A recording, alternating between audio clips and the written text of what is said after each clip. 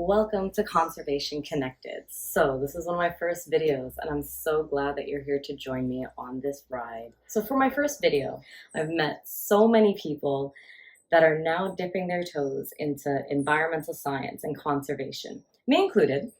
And I thought it was really interesting when talking with them that none of their definitions of conservation was straight from the book. It wasn't that standardized textbook definition that we all grew up learning in school.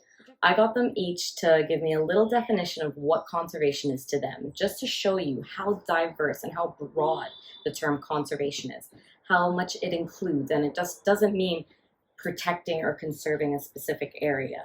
It could actually mean so many more things, and I'm hoping that you get to learn a little bit more. In addition to that, and I know we've started the new year, I've gotten them to give you little tips here and there on how you can support conservation efforts without donating money or without just saying, yeah, conserve, right? Because those are, yeah, it's easy to say, just go and conserve, but what does that mean, right? And hopefully from this video, you'll get to know what that means. But you can do little steps and little things to just make differences in your daily life, and it can mean the world of difference.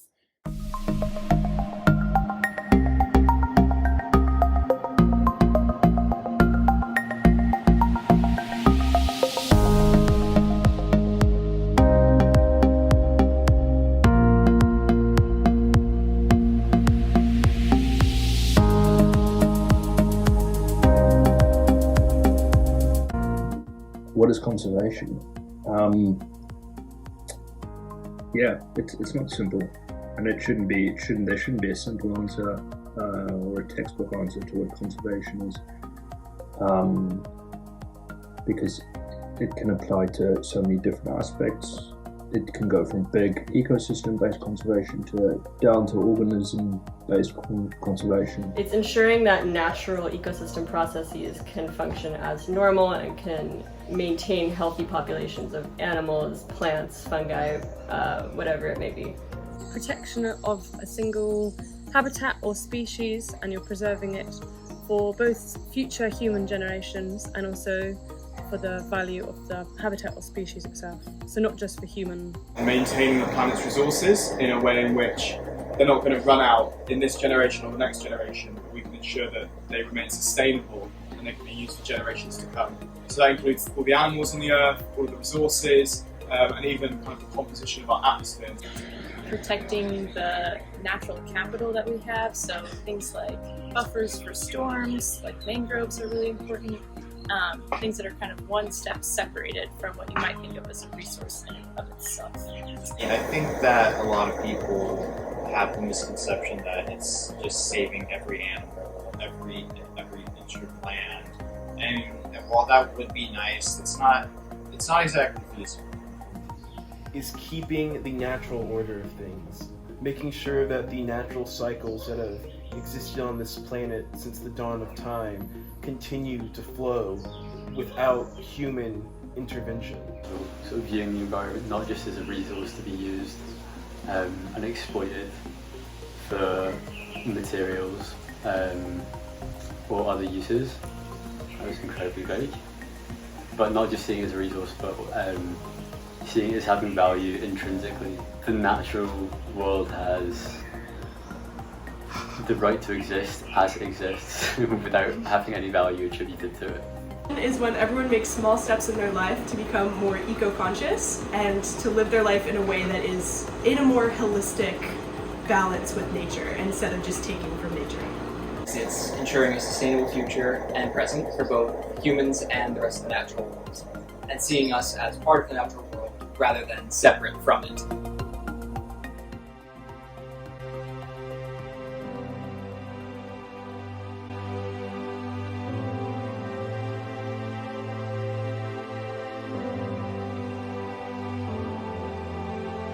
My advice to the general public would be to take an interest in your local environments. Some people are lucky enough to live in countries that have these incredible ecosystems and all this incredible wildlife. And you often find that they have very, very keen interest in protecting that. But I think that it doesn't matter where you live. If you look, you will find beauty in where you live. and you'll find environments that need protection, and there is space for people to step up and protect those environments. Education.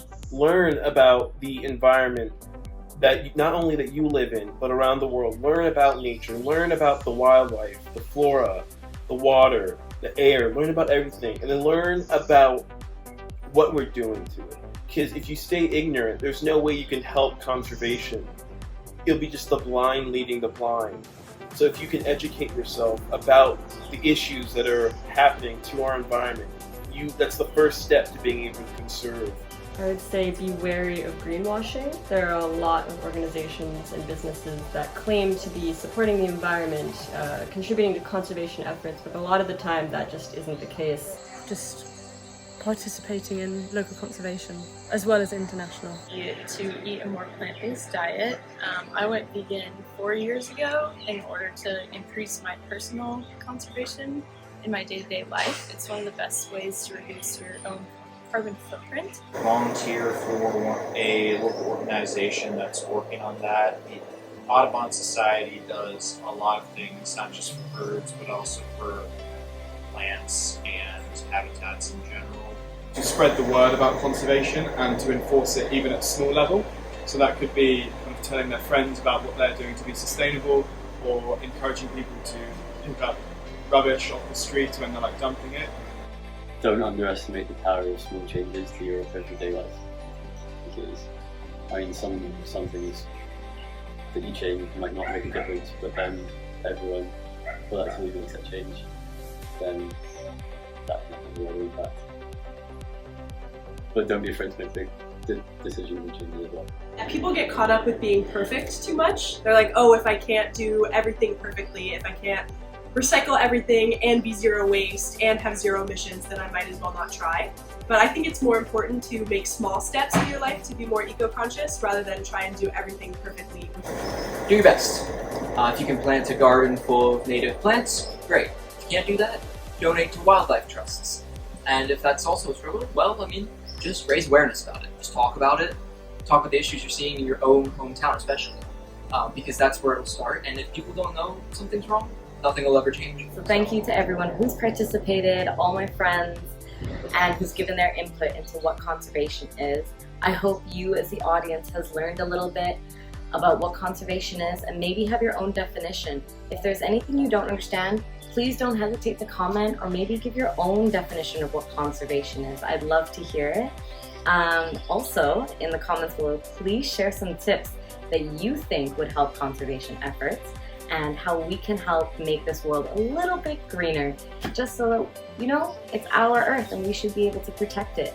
So I hope you guys have a great day, and I hope you guys have a great year. Happy New Year to all of you. And I look forward to seeing you again soon in my next video.